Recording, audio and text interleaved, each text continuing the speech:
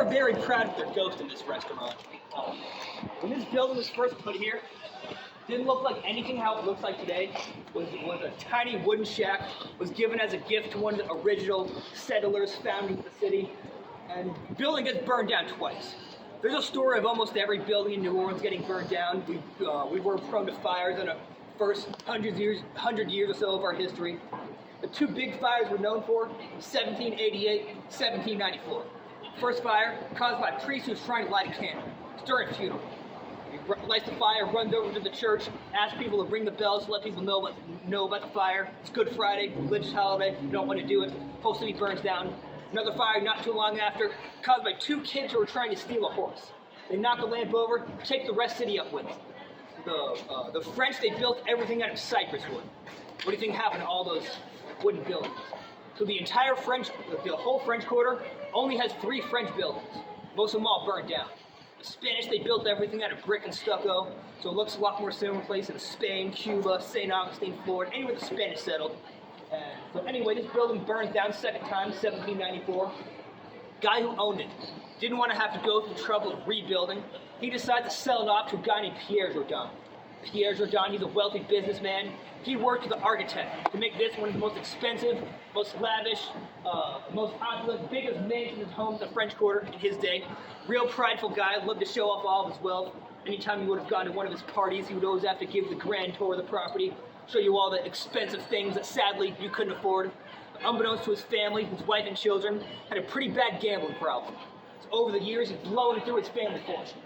1814, he's playing a game of poker.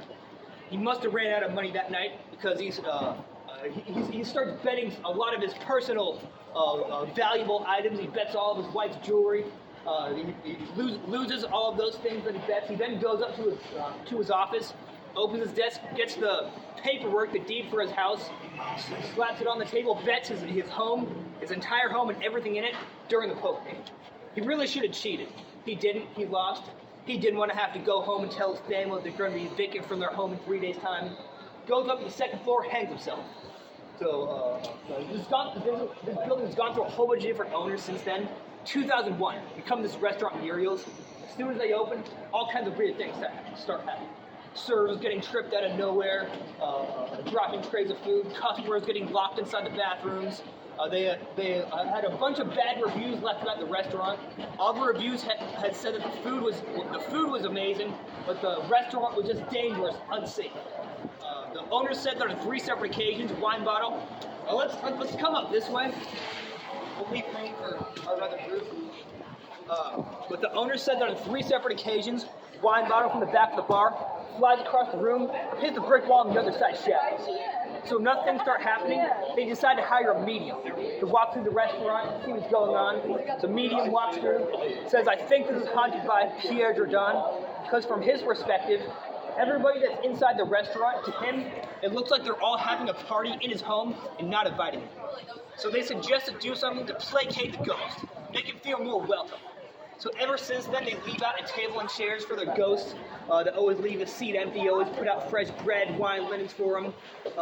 The wine they leave out for the ghost has been known to dissipate throughout the night. I don't know if there's ghost that's employees that are taking some off the job, but anyway. That 7-8 years ago, the owners, they decided the ghost table is ridiculous. We're wasting all this money, leaving all this stuff out for them. We're going to stop doing the ghost table. Same night they stop doing it, kitchen fire starts.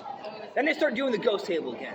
So nowadays you can pay a little bit extra and eat with the ghost that you want. So, guys, want to see the ghost?